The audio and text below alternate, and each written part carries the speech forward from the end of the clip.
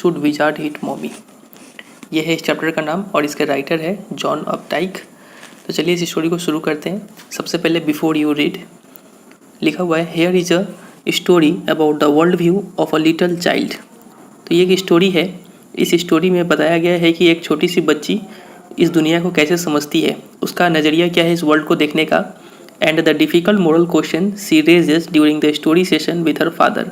इस स्टोरी में होता क्या है कि एक पिता अपनी बेटी को एक स्टोरी सुना रहे होते हैं, तो वो बेटी स्टोरी सुनते वक्त कुछ मोरल क्वेश्चंस करती है वो, और वो क्वेश्चंस काफ़ी डिफ़िकल्ट उसको पिताजी को लगता है उसका जवाब देने में। तो आइए देखते हैं वो क्या क्या क्वेश्चन रेज करती है और इस स्टोरी को शुरू करते हैं।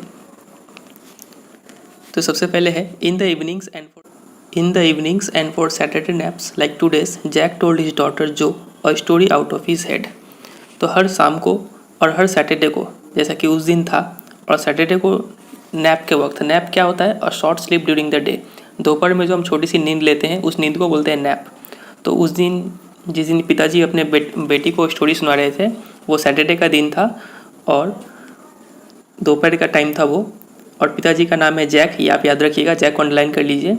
जैक टोल्ड हिज डॉटर जो, और उनकी बेटी का नाम है जो। तो फिलहाल दो कैरेक्टर है इस स्टोरी में, इस दोनों का नाम आप याद रखिएगा, जैक है पिता का नाम और जो है बेटी का नाम। और story out of his head, तो उस सैटरडे का दिन था और पिताजी अपनी बेटी को एक स्टोरी सुना रहे थे। This custom began when she was 2 was itself now nearly 2 years old. और ये जो कस्टम था स्टोरी सुनाने का, और ये कस्टम दो साल पहले शुरू हुआ था, और ये कस्टम आज was itself now 2 years old. ये कस्टम, ये स्टोरी सुनाते सुनाते 2 साल हो गया था। मतलब जो था उनका, जो की उम्र कितनी थी, 4 साल की हो गई थी उनकी बेटी। And his head felt empty, और 4 साल से और 2 साल तक स्टोरी सुनाने के बाद अब उनका सिर भी खाली हो गया था। मतलब अब उनके दिमाग में कुछ नया स्टोरीज़ का आइडिया आ नहीं रहा था, इसलिए यहाँ पे लिखा गया है कि his head felt empty. Each new story was a slight variation of a basic tale. उनका हर एक स्टोरी उनका एक बेसिक टेल के ऊपर बेस्ड होता था। मतलब एक मेन कहानी था, उसी को घुमा फिरा के वो वही कहानी को बार बार सुनाते थे। और वो बेसिक टेल होता क्या था, उस स्टोरी में होता था कि a small creature usually named Roger fish, Roger squirrel, Roger chipmunk had some problem. Story में होता क्या था कि स्टोरी में एक क्रिएचर था, छोटा सा जीव था जिसका नाम यूजुअली रॉजर हुआ करता था। क्या तो रॉजर फिश होता था उसका नाम, या फिर रॉजर स्क्विरल होता था, या फिर रॉजर चिपमंक होता था। और उस रॉजर नाम के क्रिएचर को कुछ प्रॉब्लम होता था उस स्टोरी में, उनके हर एक स्टोरी में ऐसा केस होता था। And went with it to the wise old owl. और वो रॉजर नाम का क्रिएचर उस प्रॉब्लम को लेके कहाँ जाता था, एक समझदार उल्लू के पास जाता था। The owl told him to go to the wizard. और वो आउल उसको बोलता था, रॉजर को बोलता था कि तुम किसके पास जाओ, विजर्ड के पास जाओ। विजर्ड मतलब क्या होता है, मैजिशियन, मैजिशियन को बोलते हैं wizard. And the wizard perform the magic spell that solve the problem. और उसके बाद वो विजर्ड जो होता था वो एक जादू का मंत्र देता था और उस मंत्र से उस रॉजर का प्रॉब्लम सॉल्व हो जाता था। ठीक है, तो उनके हर स्टोरी में ऐसा चीज़ होता था। और इसके बदले में विजर्ड क्या मांगता था, demanding in payment a number of pennies greater than the number that Roger creature had. और पेमेंट के रूप में विजर्ड इतना पेनीज मांगता था जितना उस रॉजर क्रिएचर के पास नहीं होता था, मतलब उससे ज़्यादा मांगता था वो कुछ। But in the same breath, लेकिन साथ ही साथ directing the animals to a place where the extra pennies could be found.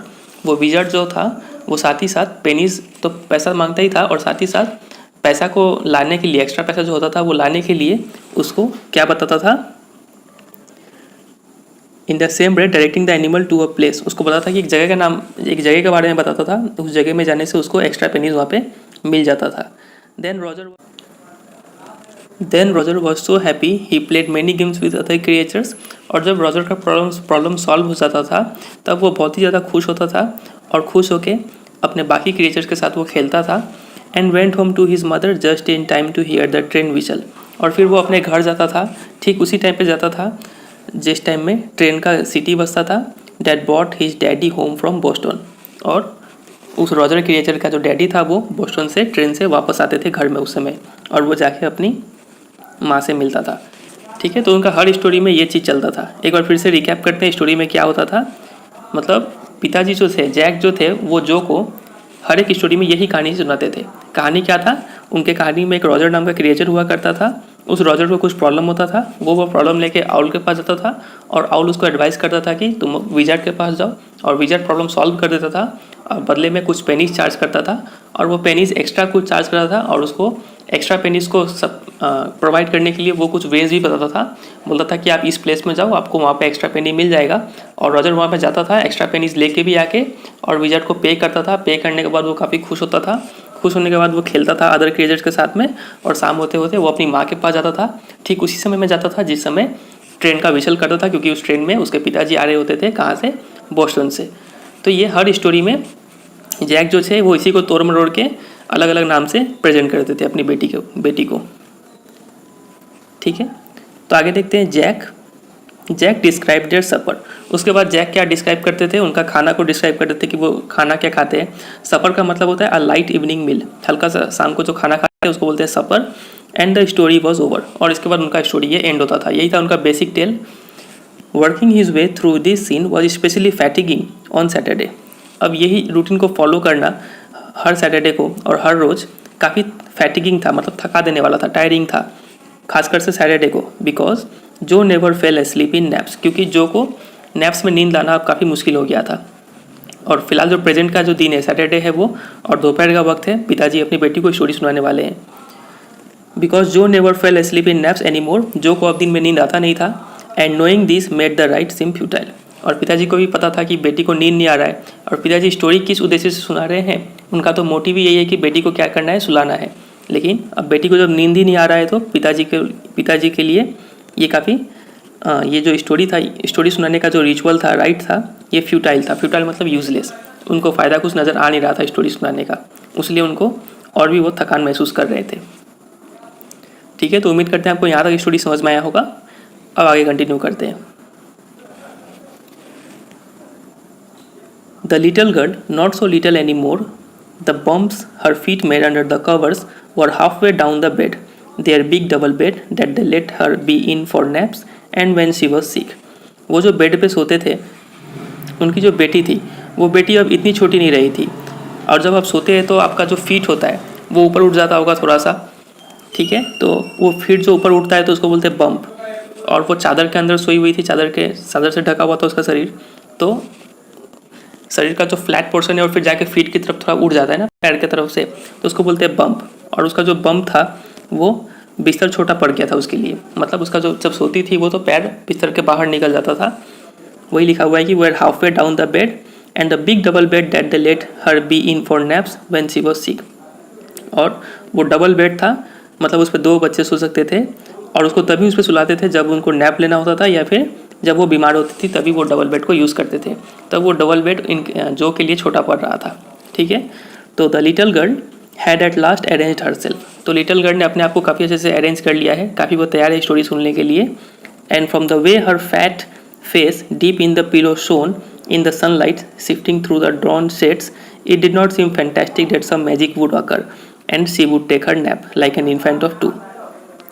और जिस तरीके से वो अपने सिर को पिलो में अरेंज कर ली है और उसका फेस जो था वो काफ़ी शाइन कर रहा था, क्योंकि वो खिड़की इसका जो पर्दा लगा हुआ था उस पर्दे से छन के, शिफ्टिंग मतलब होता है छन के, धूप आ रहा था उसके चेहरे पर। और ऐसा लग नहीं रहा था कि इस सीन को देख के कि कोई मैजिक होगा और उसको नींद आ जाएगा 1-2 साल के बच्चे की तरह। ठीक है, ये लिखा हुआ है। हर ब्रदर बॉबी, तो उसका एक भाई भी है जिसका नाम है बॉबी, वॉज 2, वो 2 साल का है। जो कितनी साल की है? 4 साल की है। ठीक है, और उसका भाई है छोटा भाई, वो बॉबी, वो 2 साल का है। And already asleep with his bottle, और वो बॉबी पहले ही सो चुका है अपने बॉटल के साथ जिसमें दूध रखा होता है यूजुअली। जैक आस्क्ड, और जैक बोलता है who shell the story be about today, बोलता है कि आज तुम्हें किसके बारे में कहानी सुनना है। तो जैक पूछते हैं जो से कि आज तुम्हें किसके बारे में कहानी सुनना है। तो Jo squeezed her eyes shut and smiled to be thinking she was thinking. तो बेटी ये आंख बंद करके सोच रही होती है कि आज रॉजर, ऐसा बोल के सोच रही है वो। हर आइज ओपन, और तभी उसका आँख खुलता है। हर मदर्स ब्लू, और उसकी आँख है उसकी ठीक मम्मी की तरह नीली नीली आँखी है उसके। और स्कंक सी सेड फर्मली, और काफ़ी वो जोश में आके बोलती है आज मुझे रॉजर स्कंक के बारे में सुनना है। स्कंक क्या होता है आप देख पा रहे होंगे पिक्चर में, इस टाइप के एनिमल को बोलते हैं स्कंक। और इसका एक फीचर होता है कि जब भी इस पर कोई इसका एनिमी अटैक करने वाला होता है तो ये काफ़ी गंदा स्मेल छोड़ता है, जिससे वो एनिमी उसको अटैक नहीं करता है।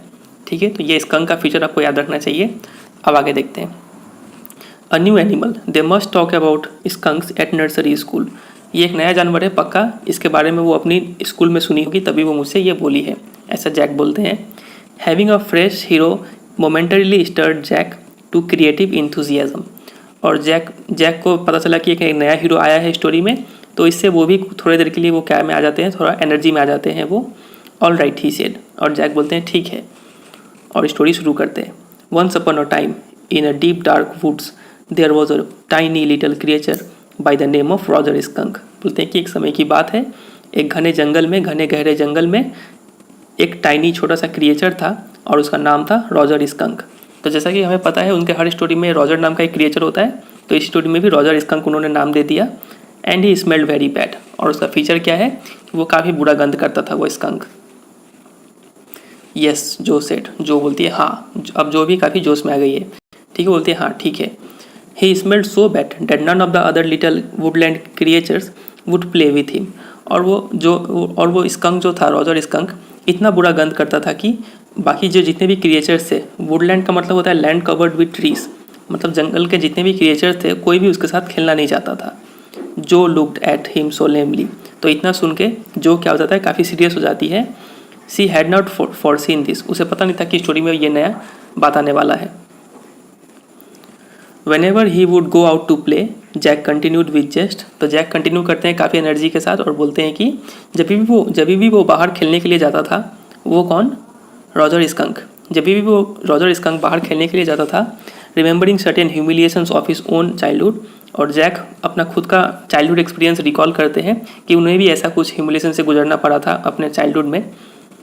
तो जब भी वो रॉजर स्कंक बाहर जाता था, all of the other tiny animals would cry, सभी जो छोटे छोटे जानवर होते थे वो चिल्लाते थे और बोलते थे, ओहो here comes Roger stinky skunk, और बोलते थे कि देखो आ गया स्टिंकी, मतलब जिसके शरीर से बदबू आए, तो ये देखो आ गया बदबू वाला रॉजर स्कंक, सब बोलते थे उसको। And they would run away and Roger Skunk would stand there all alone, और इतना बोल के सब जीव भाग जाते थे और रॉजर स्कंक वहाँ पे अकेला खड़ा होके क्या करता था, खड़ा रहता था। And 2 little round tears would fall from his eyes, और 2 छोटे छोटे आंसू के बूंद उसके आंखों से गिरने लगते थे। The corner of Jo's mouth droop down and her lower lip bent forward as he traced with a forefinger along the side of her nose the course of one of Roger skunk's tears.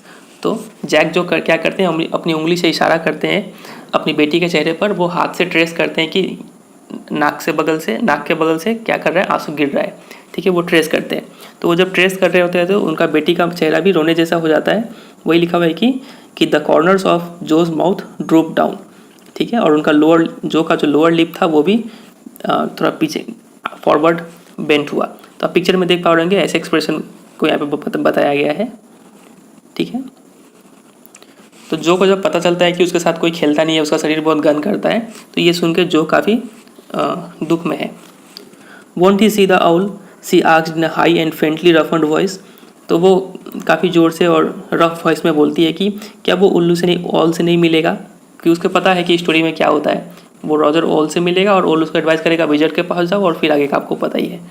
तो वो भी पूछती है कि पिताजी वो all से नहीं मिलेगा। Sitting on the bed beside her, Jack felt the covers tug as her legs switched tensely. तो जैक जो थे वो भी बेड पे बैठे हुए थे, और वो जब बेड पे बैठे हुए थे तो उन्हें फील होता है कि उनकी बेटी जो थे वो अपना लेग्स स्विच की, मतलब लेग्स को थोड़ा पोजीशन चेंज की, ठीक है। He was pleased with this, और जैक काफ़ी खुश होते हैं कि चलो, he was telling her something true, something she must know and he had no wish to hurry on.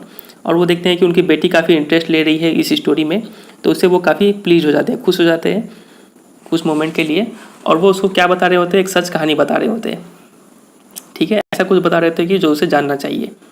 But downstairs a chair scraped, लेकिन तभी उन्हें आवाज़ आता है नीचे से, वो लोग बिल्डिंग में है तो डाउन फ्लोर से नीचे से आवाज़ आता है कि एक चेयर का ड्रैग करने का आवाज़ आता है, ठीक है। And he realised he must get down to help Claire paint the living room woodwork, और तभी उन्हें याद आता है कि उन्हें तो नीचे भी जाना है, उनको क्लेयर का मदद करना है वुड वर्क को पेंट करने में। क्लेयर कौन है, उनका वाइफ का नाम है क्लेरी, ठीक है। तो अभी तक 4 कैरेक्टर आ चुके हैं, फैमिली में 4 लोग हैं। सबसे पहला तो पिताजी है, पिताजी का नाम जैक है, उनकी एक बेटी जो, और जो का छोटा सा भाई बॉबी, और उनकी पत्नी अभी अभी आई है, अभी अभी उनका नाम आया है जिसको बोलते हैं क्लेरी। तो ये चारों का नाम आपको याद रखना है, ठीक है। तो उनको याद आता है कि अरे मुझे नीचे जाके उनकी पत्नी का हेल्प भी करना है। Well he walked along very sadly and came to a big tree. तो स्टोरी को वो कंटिन्यू करते हैं और बोलते हैं कि वो जो रॉजर स्कंक था वो धीरे धीरे चलता गया, और चलते चलते उसके सामने क्या आ गया, एक बहुत ही बड़ा पेड़ आ गया। पेड़ के पास गया वो, and in the tip top of the tree, और पेड़ के सबसे टॉप में was an enormous wise old owl. और पेड़ के टॉप में कौन रह रहा था, एक बहुत ही समझदार आउल रहता था। गुड बेटी तो जो बोलती है हाँ बहुत अच्छे, ठीक है। Mister owl, Roger skunk said. तो रॉजर स्कंक बोलता है जाके कि mister owl, all the other little animals run away from me because I smell so bad. कहते हैं कि सभी जीव मेरे से दूर भाग जाते हैं क्योंकि हम बहुत बुरे गंध करते हैं। So you do, the owl said. तो आउल बोलता है कि हाँ ऐसा तुम तो गंध तो कर रहे हो, वेरी वेरी बैड, बहुत ही बुरा गंध कर रहे हो तुम। What can I do, Roger skunk said. तो रॉजर स्कंक पूछता है कि मुझे क्या करना चाहिए, मैं क्या करूँ। And he cried very hard, और इतना बोल के वो बहुत तेज से रोने लगा रॉजर स्कंक। द विजार्ड, जो shouted and set right up. तो जो अब बहुत ही जोश में आ जाती है और वो पहले तो लेटी हुई थी, अब वो बैठ जाती है बिस्तर पे और बोलती है कि विजार्ड से मिलो, ठीक है, काफ़ी जोश में आ गई। And a little golden book spilled from the bed. और वो जब उठ के बैठी तो एक गोल्डन बुक था वो नीचे बेड से नीचे गिर जाता है। Now Jo Daddy is telling the story, do you want to tell Daddy the story.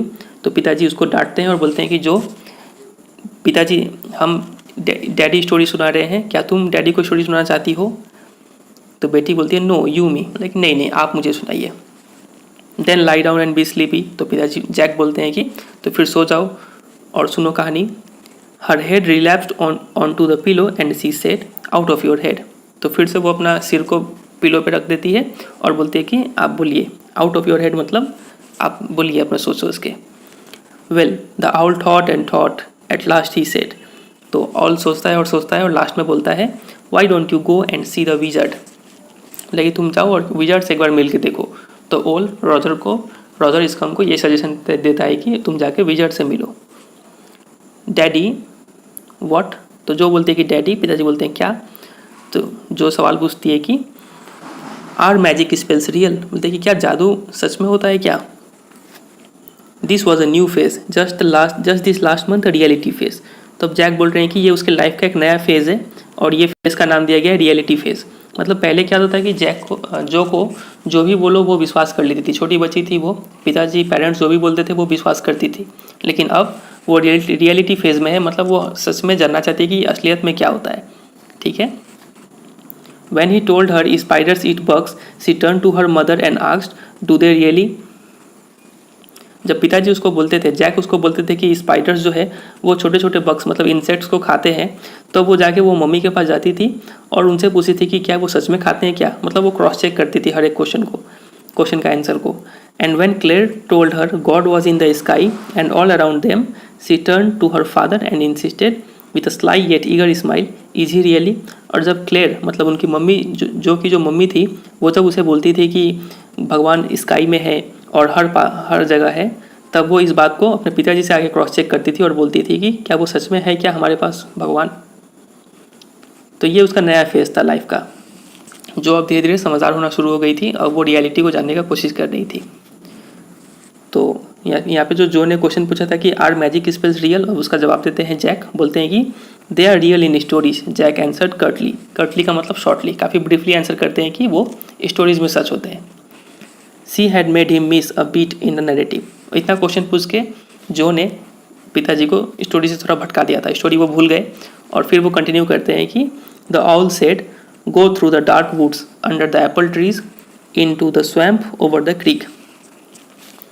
तो आउल उसको रास्ता बताता है कि तुम कहाँ से जाओ, घने जंगलों से होकर, एप्पल ट्रीज के नीचे से होकर, स्वैम्प मतलब दलदल इलाका से होके, क्रीक के ऊपर से होके वहाँ पे जाओ तुम। What's a creek. तो जो पूछती है कि क्रीक क्या होता है, तो क्रीक का मतलब होता है अ लिटिल रिवर, एक स्मॉल रिवर को क्रीक बोलते हैं। तो जैक जवाब देते हैं कि a little river over the creek and there will be the wizard's house. लेकिन तुम नदी क्रॉस करोगे और तुम्हें क्या दिख जाएगा, विजार्ड का घर दिख जाएगा। तो ऑल ने यह सब बात रॉजर स्कंक को बता दिया। And that's the way Roger skunk went, और ठीक उसी रास्ते से रॉजर स्कंक जाता है। And pretty soon he came to a little white house, और काफ़ी जल्दी उसको एक छोटा सा सफ़ेद घर उसको मिल जाता है। And he rapped on to the door, और वो जाके दरवाजे पर ढकढकाता है। Jack rapped on the window sill and under the covers, Jo tall figure clenched in an infantile thrill.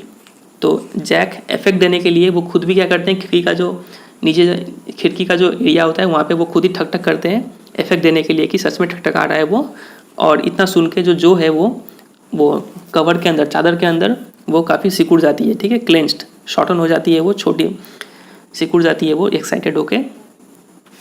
And then a little tiny old man came out, और दरवाज़ा खोल के कौन बाहर आता है, एक छोटा सा बूढ़ा इंसान आता है। आपको पता है वो बूढ़ा इंसान कौन होगा, विजार्ड होगा, with a long white beard, और उसका काफ़ी लंबे लंबे सफ़ेद दाढ़ी है। And a pointed blue hat, और एक पॉइंटेड ब्लू कलर का नुकीला टोपी पहना हुआ है। आप पिक्चर में देख पा रहे होंगे, ये है विजार्ड, काफ़ी लंबा लंबा दाढ़ी है और टोपी है, पॉइंटेड हैट, ब्लू हैट। तो ये विजार्ड बाहर निकलता है एंड सेड, और बोलता है कि what you want, you smell awful, और आके बोलता है कि तो बूढ़ा है तो वैसे ही बोलता है वो कि ये क्या है, क्या तुम्हें क्या चाहिए, तुम बहुत ही बुरा गंध करते हो, ये विजार्ड बोला रॉजर स्कंक को। The wizard's voice was one of Jack's own favourite effects, और ये स्टोरी तो जैक ही बोल रहे हैं ना, तो जैक को ही विजार्ड का आवाज़ निकाल के बोलना पड़ता है। तो जैक जो इफेक्ट दे रहे होते हैं तो उनको काफ़ी फेवरेट इफेक्ट है विजार्ड का आवाज़ निकालना, जैक को काफ़ी अच्छा लगता है विजार्ड का आवाज़ में बात करना। He did it by scrunching up his face and somehow whining through his eyes, और वो ऐसा आवाज़ निकालता कैसा है, कैसे भी अपने फेस को स्क्रंचिंग मतलब कैसे भी सिकुड़ के अपने फेस को, और वाइनिंग का मतलब होता है कुछ स्ट्रेच करके आवाज़ निकालना, थ्रू हिज आइज, और through his eyes which felt for the interval Rumi, और ऐसे जब आवाज़ निकाल रहे होते हैं तो थोड़ी देर के लिए उनका आंखों में क्या होता है, रूमी मतलब वाटरी, उसके आंखों में, जैक के आंखों में थोड़ा पानी भर आता है, इतना इफेक्ट देके वो आवाज़ को निकालते हैं। He felt being an old man suited him, Jack को लगता है कि एक ओल्ड मैन का रोल करना उन्हें काफ़ी सूट करता है, क्योंकि वो काफ़ी अच्छे से आवाज़ निकाल पाते हैं एक ओल्ड मैन का। I know it, Roger skunk said. तो यहाँ पे जो था विजार्ड निकलते निकलते क्या बोला कि तुम बहुत ही बुरा गंध करते हो, तो इसके जवाब में रॉजर स्कंक क्या बोलता है कि हाँ मुझे पता है। And all the little animals run away from me, और सभी छोटे छोटे जीव मेरे से दूर भागते हैं। The enormous wise old said you could help me, और मुझे ओन ने बताया कि आप मेरा मदद कर सकते हैं। तो ये बात रॉजर स्कंक जाके विजार्ड को बोल देता है। Well may be come on in, बोलता है कि हाँ हो सकता है मैं तुम्हारा मदद कर दूँ, चलो आओ अंदर आ जाओ, डोंट गेट टू क्लोज, और बोलते कि लेकिन ज़्यादा पास मत आना क्योंकि तुम बहुत बुरे गंध करते हो।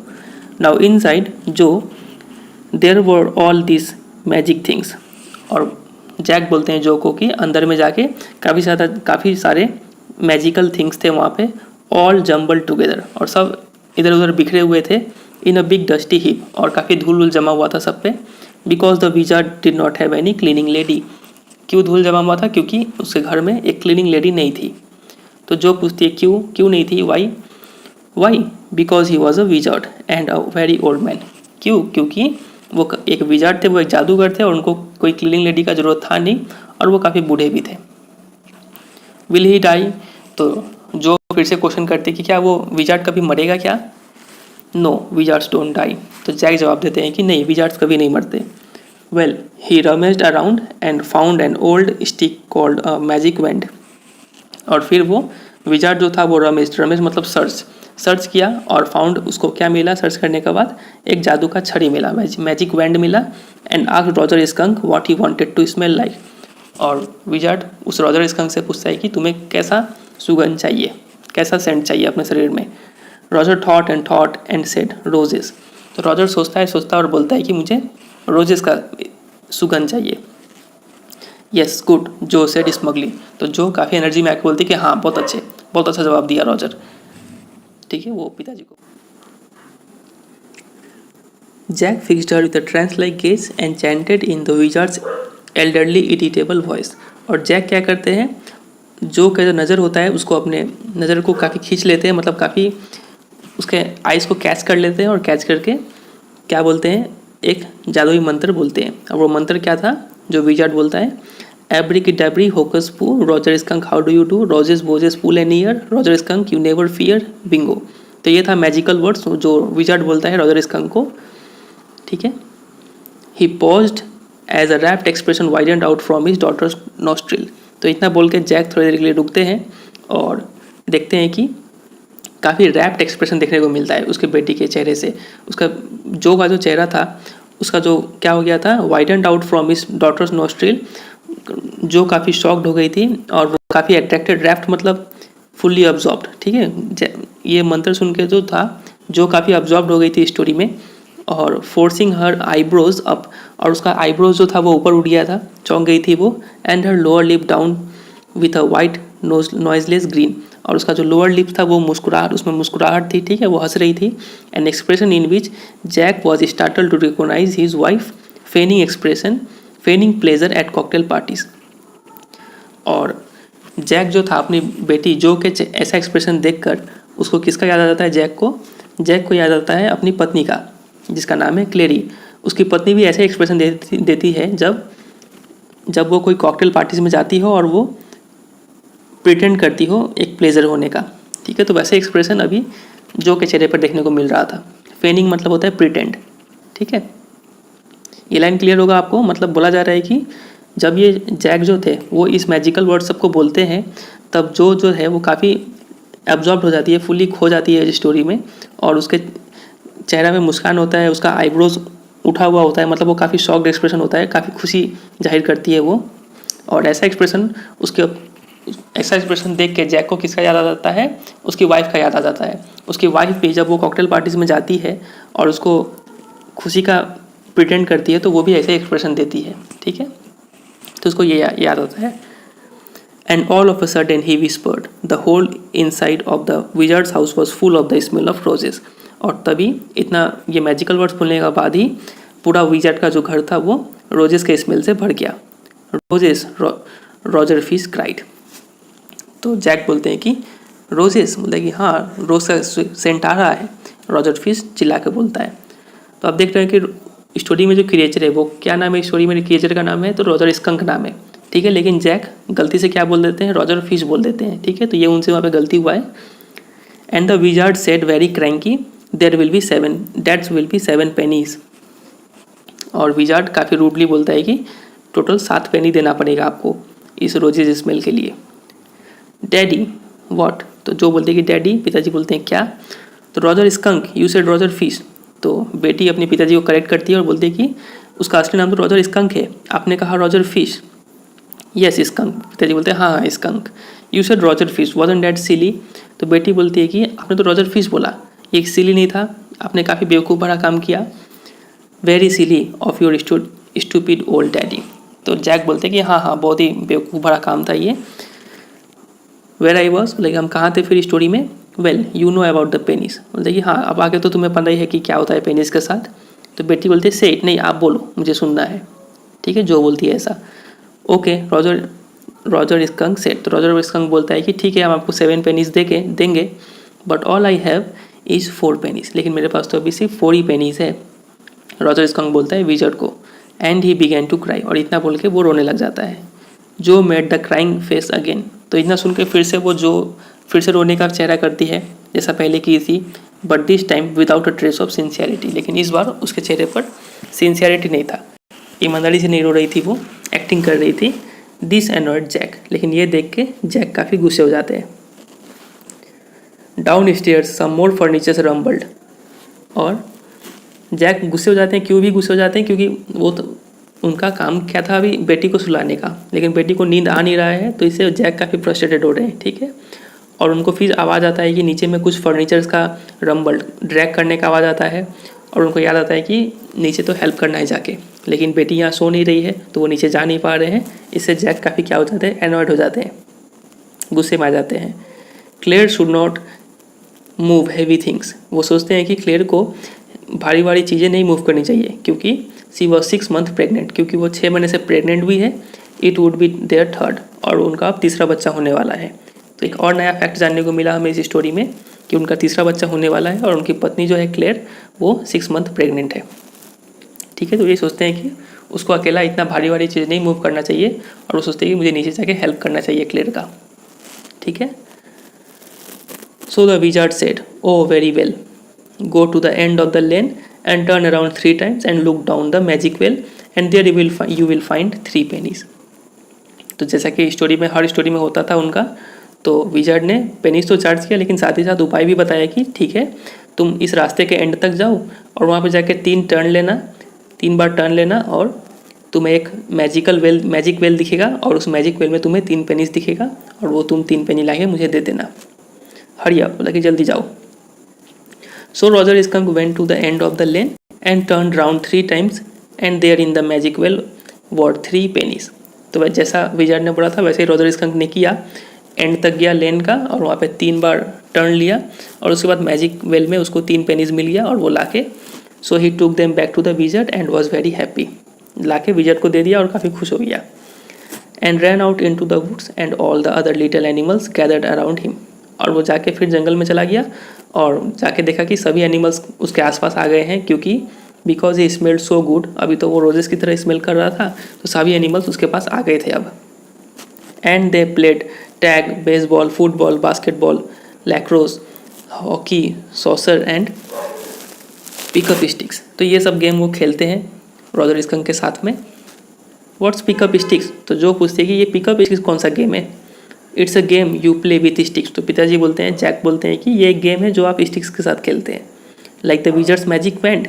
तो बेटी पूछती है कि जैसे कि जो विजार्ड के पास जादू का छड़ी था वैसे ही छड़ी तो पिताजी बोलते हैं काइंड ऑफ, हाँ उसी तरीके का। And they played games and laughed all afternoon. और वो सभी क्रिएचर्स गेम खेलते हैं और हंसते हैं पूरे दोपहर को। And then it began to get dark. और फिर शाम होने लगता है, अंधेरा होने लगता है। And they all ran home to their mommies. और सब दौड़ के अपने मम्मी के पास जाते हैं।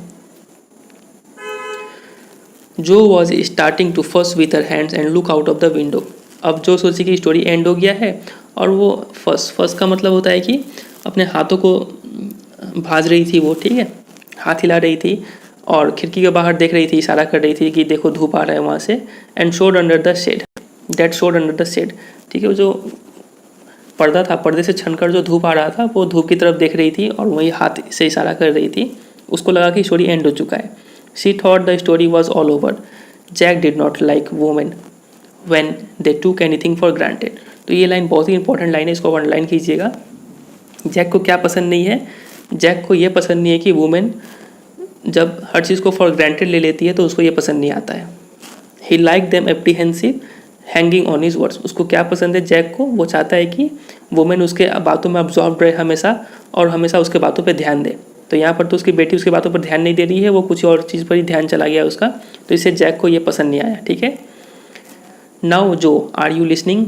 तो वो स्टोरी को थोड़ा और आगे बढ़ाते हैं और बोलते हैं कि क्या तुम सुन रही हो जो? यस, तो बेटी बोलती है हाँ। Because this is very interesting, Roger Skunk's mommy said, what's that awful smell. क्योंकि अब काफ़ी इंटरेस्टिंग पार्ट होने वाला है स्टोरी में। रॉजर स्कंक का जो मम्मी है वो बोलती है कि ये इतना गंदा स्मेल कहाँ से आ रहा है। तो एक नया ट्विस्ट लेता है स्टोरी में। जैक जो को लगा कि स्टोरी एंड होने वाला है, लेकिन स्टोरी एंड नहीं होता है अभी। जैक उस स्टोरी को और बढ़ाते हैं गुस्सा होके, ठीक है। व्हाट? तो जो बोलती है कि क्या? जो को विश्वास नहीं होता है कि इतना सा तो सेंट आ गया, प्रॉब्लम सब सॉल्व हो गया, अब उसकी मम्मी को ये सेंट क्यों पसंद नहीं आया। तो जो ये सोच के बोलती है व्हाट, क्या हुआ ये। And Roger skunk said, it's me mummy, I smell like roses. और रॉजर स्कंक मम्मी को बोलता है कि मम्मी ये तो मैं हूँ, मैं अब रोजेस की तरह स्मेल करता हूँ। एंड सी सेड, और उसकी मम्मी बोलती है, who made you smell like that? तो तुम्हें ऐसा स्मेल किसने करने के लिए बोल दिया, किसने बनाया तुम्हें ऐसा स्मेल। एंड ही सेड, और रॉजर स्कंक जवाब देता है, the wizard. And she said, well of all the nerve. देखिए मुझे विजार्ड ने ऐसा स्मेल दिया है। तो बोलती है कि हाँ, well of all the nerve, ये इसका कोई मीनिंग नहीं होता है, ये मतलब गुस्सा दिखाने के लिए हम लोग ऐसा बोलते हैं कि ऑफ ऑल द नर्व्स। काफ़ी गुस्से में है उसकी mummy. You come with me and we are going right back to that very awful wizard. मतलब कि तुम मेरे साथ चलो और हम चल रहे हैं उस बुरे विजार्ड के पास, ठीक है। तो मम्मी अब रॉजर स्कंक को लेके विजार्ड के पास जाएगी। जो सैट अप, तो इतना सुन के जो अब उठ के फिर बैठ गई। Her hands dabbling in the air with genuine fright, और फिर से वो हवा में अपना हाथ को भाज रही है, काफ़ी डरी हुई है वो। But Daddy, then he said about the other little animals run away. तो बोलते हैं कि डैडी क्या उसने बताया कि उसने मम्मी को बताया कि बाकी सब जो क्रिएचर्स है उससे दूर भागते हैं, ये बात उसने मम्मी को बताया क्या? रॉजर पिताजी से पूछती है। Her hands skittered off into the underbrush. Underbrush मतलब क्या होता है? पास में जो छोटे छोटे श्रब और स्मॉल ट्रीज थे उससे उसका हाथ जाके टकरा जाता है। ठीक है, वो हाथ भाज रही होती है तो उसका हाथ ये सबसे टकराता है। जब वो बोलती है कि क्या उसने अपनी मम्मी को बोला कि बाकी जो जीव थे, बाकी जो क्रिएचर्स थे उससे दूर भाग जाते हैं, तो पिताजी बोलते हैं ऑल राइट ही सेड, मतलब कि हाँ उसने बोला रॉजर स्कंक ने क्या बोला अपनी मम्मी को कि but mummy all the other little animals run away, मतलब कि सभी छोटे छोटे एनिमल्स तो है वो मेरे से दूर भागते हैं। एंड सी सेड, और उसकी मम्मी जवाब देती है आई डोंट केयर, मुझे कोई फ़र्क नहीं पड़ता है। You smell the way a little skunk should have, तुम वैसे ही स्मेल कर रहे थे जैसे कि स्कंक को स्मेल करना चाहिए। And I am going to take you right back to that wizard, और मैं तुम्हें फिर से उस विजर्ड के पास लेके जा रही हूँ। And she took an umbrella and went back with the wizard Roger Skunk, और वो एक छाता ले लेती है और छाते के साथ रॉजर स्कंक को लेकर वो जाती है।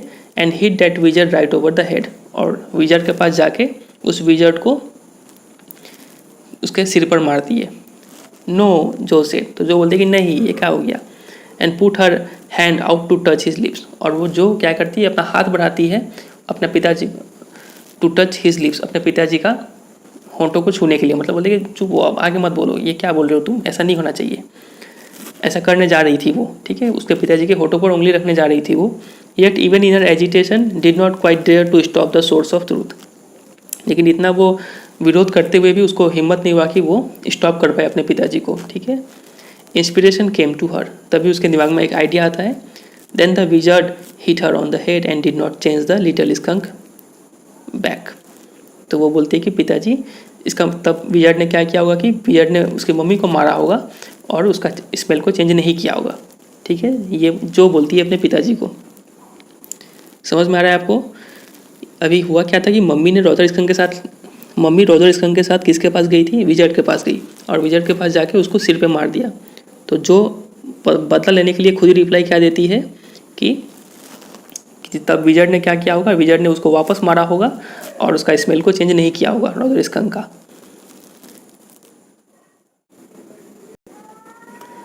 तो उम्मीद करते हैं आपको अभी तक स्टोरी समझ में आया होगा। तो एक बार रिकैप करते हैं कि स्टोरी में अभी तक हुआ क्या है। सबसे पहले तो आज सैटरडे का दिन है, जिस दिन पिताजी जैक जो थे वो जो को एक स्टोरी सुना रहे थे। सैटरडे का दिन था और वो स्टोरी शुरू करते हैं रॉजर स्कंक के बारे में।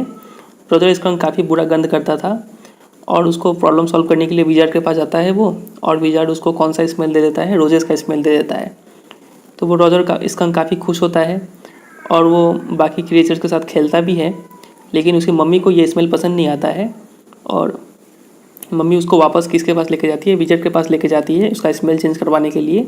और ये सब सुन के जो को एकदम पसंद नहीं आता है कि ऐसा क्यों हो रहा है, क्योंकि जो तो एक बच्ची है, उसको लगता है कि ऐसा नहीं होना चाहिए। ठीक है, तो जो काफ़ी गुस्से में है अभी, और वो जो बोलती है कि विजर्ड उसको सिर पे मारा होगा वापस और उसका स्मेल चेंज नहीं किया होगा, उसकी मम्मी को मारा होगा और उसका स्मेल चेंज नहीं किया होगा रॉजर स्कंक का। ठीक है, तो इतना तक अभी स्टोरी हुआ है। तो पिताजी बोलते हैं कि नहीं ऐसा कुछ नहीं हुआ, विजर्ड ने उसकी मम्मी को नहीं मारा। ठीक है, उसने क्या किया? विजर्ड सेड ओके, विजर्ड बोला okay, and Roger skunk did not smell of roses any more, और उसका स्मेल चेंज कर दिया। अब रोजेज का स्मेल वो उसके पास नहीं था। ही स्मेल्ड वेरी बैड अगेन, और उसका स्मेल फिर से काफ़ी बदबूदार हो गया पहले जैसा। बट द अदर लिटल ऐसा बोल के बेटी कुछ और भी बोलने वाली थी, कुछ और क्वेश्चन करने वाली थी, तभी उसके पिताजी उसकी बातों को रोकते हैं और बोलते हैं कि जोआन, मतलब जो था वो शॉर्ट फॉर्म था उसकी बेटी का, फुल नेम क्या है? जोआन है। ठीक है, ये आपको याद रखना है, उसकी बेटी का फुल नेम है जोआन। तो बोलते कि जोआन इट्स डैडीज स्टोरी, मतलब कि बेटी ये पिताजी स्टोरी को बोल रहे हैं। Shall daddy not tell you any more stories, क्या पिताजी तुम्हें और स्टोरीज नहीं बोले, मतलब क्या तुम ही बोलना चाहती हो स्टोरी? पिताजी उसको बोलते हैं, डांटते हुए बोलते हैं। Her broad face looked at him through shifted light astounded, तो उसका जो काफ़ी चौड़ा जो फेस था वो लाइट में चमक रहा था और वो काफ़ी शॉक्ड चेहरा दिख रहा था उसका, जो का। This is what happened then, तो बोलते हैं कि अब आगे ये हुआ। Roger Skunk and his mummy went home, दोनों रॉजर स्कंक और उसकी मम्मी वापस घर में आते हैं। एंड दे हर्ड वू मतलब ट्रेन का आवाज़ सुनते हैं घर में। एंड इट वॉज द चू train bringing daddy skunk home from Boston, और जो ट्रेन था वो ट्रेन में डैडी आए वापस, कहाँ से, बोस्टन से आए। तो उसका वो हर स्टोरी में ऐसा होता था। And then had lima beans, celery liver, mashed potatoes and pie oh my for dessert. तो ये सब वो लोग खाने में खाते हैं। And when Roger Skunk was in bed, mommy Skunk came up and hugged him and said he smelled like her little baby skunk again. तो जब वो सोने चले जाता है रॉजर स्कंक, तब उसकी मम्मी जो स्कंक थी वो आती है और उसके गले से लगा लेती है और बोलती है कि मेरा बच्चा वापस वैसा ही गंद स्मेल कर रहा है जैसा वो पहले किया करता था। And she loved him very much, और उसे वो काफ़ी प्यार करती है। And that's the story, and of the story. तो और पिताजी जैक बोलते हैं कि और ये ऐसे ही स्टोरी ये एंड हो जाता है, ठीक है। बट डैडी, तो जो बोलती है कि लेकिन डैडी, तो पिताजी बोलते हैं what, then did the other animals run away. तो जो पूछते कि क्या अदर एनिमल्स अभी भी भागते हैं उससे। No, because eventually they got use to the way he was and did not mind it at all. तो जैक जवाब देते हैं कि नहीं, ऐसा अब कुछ नहीं होता है। बाकी एनिमल्स क्या हो जाते हैं, यूज टू हो जाते हैं, उनको आदत पड़ जाता है वैसा स्मेल का, और वो लोग उसके साथ खेलते हैं। अब वो वापस उसका स्मेल से भागते नहीं हैं बाकी क्रिएचर्स। व्हाट्स द इवेंचुअली, तो यहाँ जो वर्ड है इवेंचुअली, वो जो को समझ में नहीं आता वो पूछती है कि वो वर्ड क्या है। तो जैक जवाब देते हैं इन अ लिटिल वाइल। उस वर्ड का मतलब होता है कि कुछ ही देर में, धीरे धीरे वक्त के साथ। डैट वॉज स्टूपिड मॉमी, तो जो बोलती है कि काफ़ी बेवकूफ़ मॉमी थी। It was not, he said with rare emphasis, तो काफ़ी जोर दे के जैक जवाब देते हैं कि नहीं, वो स्टूपिड नहीं थी, क्योंकि जैक कहीं ना कहीं रिलेट कर रहे हैं खुद को रॉजर स्कंक के साथ, ठीक है। और उस रॉजर स्कंक की मम्मी मतलब वो अपनी मम्मी के बारे में सोच रहे थे, ठीक है। तो उनको उनसे ये बर्दाश्त नहीं होता है कि कोई उन पर सवाल खड़ा करे। And believe from her expression that she realise he was defending his own mother to her or something as odd. और जैक भी, जो के चेहरे पर जो एक्सप्रेशन था वो एक्सप्रेशन देख के समझ जाते हैं कि बेटी भी समझ रही है कि हम अपनी मम्मी को डिफेंड कर रहे हैं कहीं ना कहीं, ठीक है, या फिर उसी का जैसा वैसा ही कुछ वो समझे। Now I want you to put your big heavy head in the pillow and have a good long nap. और पिताजी जैक जो है वो बोलते हैं कि अब तुम अपना जो सिर है वो पिलो में रखो और एक लंबा नींद लो यहाँ पर। He adjusted the shade so not even a crack of day showed. तो वो शेड जो था, मतलब पर्दे को अच्छे से अरेंज करते हैं, ऐसे अरेंज करते हैं कि हल्का सा भी धूप ना आए। क्रैक ऑफ डे मतलब सनलाइट, ठीक है, वो सनलाइट एकदम ही ना आए और उसको अच्छे से नींद लगे। एंड टिपटोड टू द डोर, और काफ़ी चुपके से डोर के पास जाते हैं। In the pretence that she was already asleep, और ये दिखाते हुए जाते हैं कि ये मान लेते हैं कि बेटी सो गई है। But when he turned she was crouching on top of the covers. लेकिन वो जब वो मुड़ के देखते हैं वापस, तो देखते हैं कि बेटी जो है वो कवर्स पे बैठी हुई है एंड स्टेयरिंग एट हिम, और वो उसे देख रही है। Hey get under the covers and fall fast asleep, Bobby is asleep. लेकिन अरे बेटी, तुम चादर के नीचे जाओ और सो जाओ, जैसे कि बॉबी सो रहा है वैसे तुम भी सो जाओ। She stood up and bounced gingerly on the springs और डैडी, और वो खड़ी हो जाती है और बाउंस करती है स्प्रिंग्स, मतलब बेड में स्प्रिंग लगा हुआ था, ठीक है, उस स्प्रिंग्स पे जंप करते हुए बोलती है कि डैडी। तो पिताजी बोलते हैं व्हाट, क्या हुआ। Tomorrow I want you to tell me the story that wizard took that magic wand and hit that mommy. बोलते हैं कि कल आप मुझे एक ऐसा स्टोरी सुनाइएगा जिसमें विजर्ड क्या करता है, वो जादू की छड़ी लेता है, मैजिक वैंड लेता है और उस मम्मी को उससे मारता है, ठीक है। तो जो ऐसा बोलती है पिताजी को, ठीक है, जी आप मुझे कल ऐसा स्टोरी सुनाइएगा जिसमें विजर्ड मम्मी को मारे। Her plump arms chopped forcefully right over the head, और वो अपने हाथ से इशारा करके बोलती है, वो अपने हाथ से अपने सिर को मारते हुए बोलती है कि ऐसे करके, ठीक है, सिर पे मारते हुए बोलती है कि ऐसे ही मारते हुए आप मुझे स्टोरी कल सुनाइएगा जिसमें विजर्ड जो है वो मम्मी को ऐसे मार रहा हो। No that's not the story. तो पिताजी बोलते हैं कि नहीं, ये कोई स्टोरी नहीं है। द पॉइंट इज दैट, मेन बात तो ये है कि the little skunk loved his mommy more than he loved all the other little animals. Point क्या है, पॉइंट ये है कि वो जो स्कंक था, रॉजर स्कंक, वो अपनी मम्मी से सबसे ज़्यादा प्यार करता था compare to all other animals, ठीक है। And she knew that what was right, और उसकी मम्मी को यही पता था कि उसके लिए क्या सही है और क्या गलत। तो इसलिए ये स्टोरी नहीं बन सकता है कि विजर्ड मम्मी को मारे, क्योंकि मम्मी सही थी वहाँ पर। No tomorrow you say he hit that mommy, do it. तो अब जो यहाँ पे जिद कर रही है और बोल रही है कि नहीं, आप मुझे कल ये स्टोरी सुनाइए कि उसमें मम्मी को मारा गया, ऐसा आप करिएगा। She kicked her legs up and sat down on the bed with a great heave and complained of springs. और इतना बोल के वो अपने पैरों को बिस्तर पे मार रही है और ज़ोर से ही मतलब धपसे करके बिस्तर पे बैठ आती है और कंप्लेन करती है स्प्रिंग्स के बारे में, as she had done hundreds of time before. तो ऐसा वो कंप्लेन और ऐसा वो जंप पहले भी बहुत बार कर चुकी है, except that this time she did not laugh. फर्क इतना था कि इस बार वो हंस नहीं रही थी, काफ़ी वो सीरियस थी और बोलती है कि से इट डैडी, मतलब कि आप कल बोलिएगा मुझे इस स्टोरी, ऐसा story. Well we will see. तो जैक मजबूरी में आके बोलते हैं कि ठीक है कल देखेंगे। Now at least have a rest, तो अब तुम सो जाओ। Stay on the bed, you are a good girl. तुम बिस्तर पे रहो, तुम एक अच्छी बच्ची हो, तुम सो जाओ। He close the door and went downstairs. तो वो जैक जो थे वो दरवाज़ा बंद कर देते और नीचे जाते हैं। Claire had spread the newspaper and open the paint can and wearing an old shirt of his on top of her maternity smock. तो जैक जो थे वो नीचे जाते हैं और देखते हैं कि क्लेयर जो है वो एक पेपर बिछाई हुई है, पेपर नीचे बिछा दी है और उस पेपर पे एक पेंट का बोतल रखी हुई है वो, और वो उसका एक पुराना शर्ट पहनी हुई है अपने मैटरनिटी स्मॉक के ऊपर। मैटरनिटी स्मॉक मतलब एक ऐसा यूजुअली वुमेन पहनती है ऐसा कपड़ा जब वो प्रेग्नेंट होती है, तो उस कपड़े के ऊपर वो जैक का एक पुराना शर्ट भी पहनी हुई थी ताकि वो पेंट उसका कपड़े पे ना लग जाए। शर्ट खराब होगा तो होगा लेकिन उसका कपड़ा ख़राब नहीं होना चाहिए, ठीक है। वो ऐसा देखते हैं वो scene. Was stroking the chair rail with a dipped brush. और वो क्लेयर जो थी वो क्या कर रही थी, चेयर रेल को कलर कर रही थी। अब चेयर रेल क्या होता है तो चलिए इसको एक पिक्चर में समझ लेते हैं। तो आप देख पा रहे होंगे पिक्चर में ये जो ग्रीन कलर का स्ट्राइप है इसको बोलते हैं चेयर रेल। ये यूजुअली लगाया जाता है कि ताकि चेयर से घसीट घसीट के वॉल ना ख़राब हो जाए। ये वुडन का बना होता है, इसको बोलते हैं चेयर रेल। और नीचे जो लगा हुआ है ये भी लकड़ी का टुकड़ा, इसको बोलते हैं बेस बोर्ड, ये नाम आप याद रखिएगा। और ऊपर में भी एक लकड़ी का फ्रेम लगा हुआ है, इसको हम लोग बोलते हैं क्राउन मोल्डिंग, ठीक है। तो 3 नाम आपको याद रखना है, यहाँ पे मोल्डिंग ये याद रखना है आपको, चेयर रेल याद रखना है और बेस बोर्ड याद रखना है आपको, ठीक है। तो यही सब चीज़ उनके घर में कलर हो रहा है और क्लियर उसको कलर कर रही थी। अब वापस आते हैं स्टोरी पे। Above him footsteps vibrated and he called, John, shall I climb up there and spank you? The footsteps hesitated. और जब जैक नीचे आ रहे होते हैं तो उनको आवाज़ सुनाई पड़ता है। उनकी जो बेटी थी जो वो फुट स्टेप्स जो थे वो अपने पैरों को मार रही थी बिस्तर पे, तो उसका आवाज़ जैक सुनते और बोलते हैं कि John shall I come up, क्या हम ऊपर आए और तुम्हें मारे। तो ये बात सुनकर द फुट स्टेप्स हेजिटेटेड, वो पैर भाजना बंद कर देती है जो। अब वो नीचे आ जाते हैं तो क्लेयर बोलती है उनसे कि that was a long story. Claire बोलती है कि काफ़ी लंबा स्टोरी था। The poor kid he answered, और जैक जवाब देते हैं कि ना समझ बच्ची है।